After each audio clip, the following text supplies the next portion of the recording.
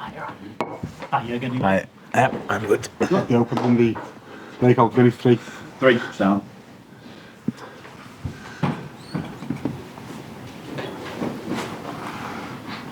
Jurgen, obviously, the players have been asked about what's going to happen at the end of the season, and Virgil, when he was asked, he was asked if he saw himself being part of the new era. He said, "That's a big question. I don't know." Obviously, he's got 18 months on his contract. Mo's got 18 months on his contract. Trent's got 18 months on his contract. Is there a danger that the group that you're really excited about the potential, is there a danger that it could break up a little too quickly and not realise its full potential? No, I don't think so. But it's completely normal, and that was always clear when we spoke about. I said what I had to say, and then it was always clear that the outside world will not give you a second to process it, to think about it. It's just the next thing is, what are you doing? So a week ago, or whenever nobody knew about my decision, it was he had 18 months on a contract. 18 months, nobody asked. So give us a break, give the boys a thing, and of course it's about. And if I'm here, we need to create a perspective and all these kind of things and what's happening next and stuff like this. That's completely normal. Nobody has to worry. And by the way, that's why I say that this team, that the majority of everything is exactly like it is. But if you want to find somebody who is not safe now, has a contract under 25, you will find it. So that's what I knew that it will happen. Because you can't wait with these kind of questions. Merchants didn't go out and say, by the way, what I want to say. So it's always about the questions, and we always need to answer and these kind of things. And write what you want. This club is stable, 100%, and everything will be fine. I'm 100% sure. And the rest, we have to get through this. We have to get through your questions. We have to give some answers, and that's how it is. If our people, I would recommend to stay calm in this department, massively. The reason I asked though as well is because obviously fans will have their concerns because they'll be fearful as to what will happen in the future as well. Very often the fans' concerns are not as big as the media might think, because you underestimate the IQ of our supporters, I think. It's just they know that these kind of things come up. It's just completely normal. So there's nothing to worry about in this moment in time. We are in this season, and all these talks could be part of the possible destruction about this season. So, and that's in all seasons the same. If you know the manager of the next season or not, it's always the same. In a moment, well, what do you make of that? The boys have to think about things. That's human right. That's what you have to do, what you should do. That you just, before you make a decision about whatever you think, and that's completely normal. So the focus will be Chelsea. Yes. Then Arsenal. Yes. What difference do you see in Chelsea now compared to the one that you drew with? Oh, much more settled. Of course, it's a much better. They play really good stuff. It's a really good team. I think nobody, outstanding manager, obviously, and nobody was ever in doubt about that. So I'm not 100% sure, but I think it's a team in form, like points wise. We won the majority of the games recently. So yeah. And we played them in the first match day, and obviously there we were not great that day, and they were pretty good. And we got a draw, which was fine for us that day. We were not over the moon with our performance, but the point was all right. So we have to do better, but we are different as well since then, and that's the good news. On Chelsea, you say that they're completely different now. What do you see different in the way they approach the game, in the way they play generally?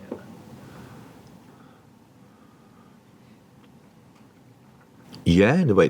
Obviously, Chelsea had not only an incredible amount of players, what everybody knows, but an incredible amount of injuries as well. The players were not available for them and stuff like this, which makes life really uncomfortable for each team and for each manager. So I think now that they have the core group together, they have the midfield they want to play. They have probably the last line they want because of besides Reece James. Up front, they have to play on the pitch they want to play. So that's Chelsea now. And for a long time, they couldn't line up like that. And that's obviously very different. And that's why, if you go through the team, it's a really, really good football team and doesn't... you cannot see that in the table yet. But last few weeks, they made big steps in the table as well. So it's not important where you stand in the moment in the table. It's where you go from there. And I expect them to make big steps. But actually, I want them to start after our game.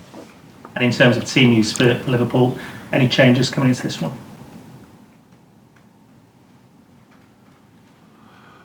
Maka trained yesterday, so he should be fine. Thiago trained first time, which was an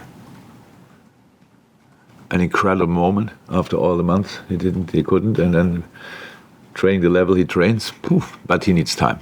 But it's anyway a wonderful sign for yesterday. No, nobody out. The other boys are still in. Thank you. Welcome.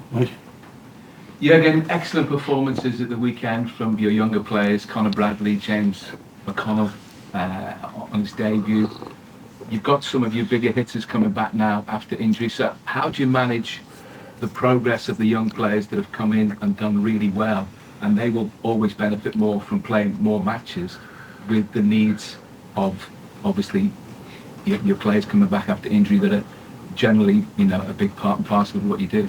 Yeah, but a 19-year-old boy doesn't need week in and week out a Premier League game to develop. So he developed to the level he is now without playing Premier League before. So it's just about that. We don't have to bring a rush in now. Just be a wonderful sign, wonderful for James as an example, wonderful for his family. I think he told me first he had 9 tickets for the game, and afterwards he said about 20 people. I don't know how he brought them in. So it's just wonderful that he's ready to do that. I knew it before. He could have come on in the games before, but then it was slightly different position. So Bobby came on, 18 years old, Bobby Clark. So for these boys, everything what happened this year so far is absolutely outstanding and top. Gives them exactly the right informations that they have to improve still and have obviously most time to do so is absolutely fine.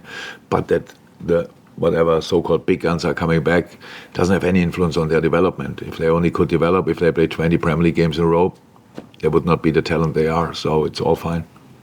And does the situation when you look at how well the younger players have come in, Conor Bradley in particular, does that offer... Why is Kwanzaa never mentioned in this moment? I just don't get that. It's all fine. I love Conor as well, but it's always Conor, and Kwanzaa turned 21 yesterday. More specific towards Conor because... It just happens anyway, constantly. You're not the only one. I'm just surprised about it. But fine. Do you want to talk about Conor? Love talking about Conor. Does that offer hope to people like Calvin Ramsey, whose loan spell so far hasn't gone well? He's got a new club now. Conor Bradley did fantastically well on his loan spell and has made it into the first team. So does that offer real hope for Calvin? Yeah, of course. But you cannot compare. Now it's a loan spell for one work out, for the other one not. So now, for example, yesterday I had Owen back in my office. Is that already official? Owen? Is he? So that he will go back on loan? Again, yeah, it's official. Okay, good. So I'm so happy how so Owen as well, like Calvin, had a previously a difficult loan spell. So didn't play in Portugal, came back then here. I think was he at Bolton as well? Conor was at Bolton. And Owen as well. Bolton, yeah. Owen as well. Yeah. So, and didn't play there as well. And then we were all like, how can that happen? Because we really think highly of him. So, goes to Scotland, is playing there, and it gave him a massive boost. Arrived here and looked like a man. Really, left back, buff, really ready to go. But now, here the other boys are coming back. We have the opportunity to give him that time again. Makes sense. Same Calvin. Problem is that Calvin was too often injured. It's a horrible run of bad luck, I would say. Started when he arrived here, had his back problem, out for half a year, came back, knee problem, gone on loan, another problem. So that has to stop at one point, and then everybody can see how good Calvin can be. But now he needs consistent training for the body, and then of course playing time as well. I had to get used to that over the years, to these loan things, and it didn't work out always, but in a lot of moments it worked out really well, and especially Conor, you're right, is a very good example. That it helped massively, even when we know already before he went on loan that Conor will end up in our first team. Carl? Hi. Just to go back to the player contract thing, there's so much going on at the club and no sporting director. How much involvement will you have between now and the end of the season? There's no need to have an impact. It's completely normal. So there was the decision the club knew about.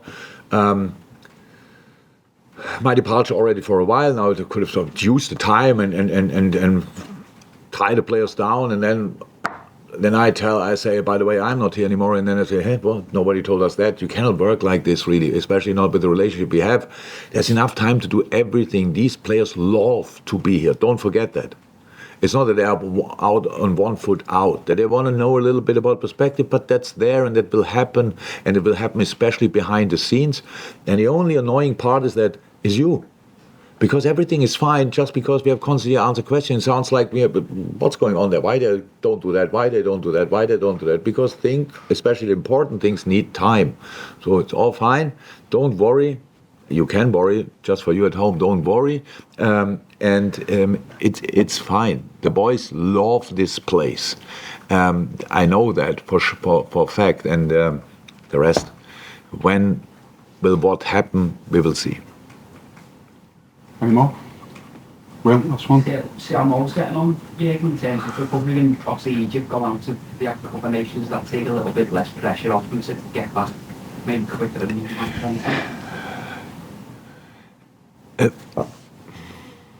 It's another one of these stories. So there was no pressure in it besides the fact that you want to get fit as quick as possible anyway. So, but we cannot rush it. If we could rush a healing process, believe me, Thiago wouldn't have been out for 10 months, and all the other guys there would have been much better. It's not possible. You just do what you can do, and while you're doing that, we from the outside, we have to wait until they're ready. Most not ready for this game, not ready for the next game. And they're not. So he's injured. I'm not sure if that was a misunderstanding in the beginning. He's injured, and the muscle injury takes time, and it could have been much worse, but it's not. He's not available in a moment. He's just doing his rehab. Thank you, everyone. Thank you. Welcome.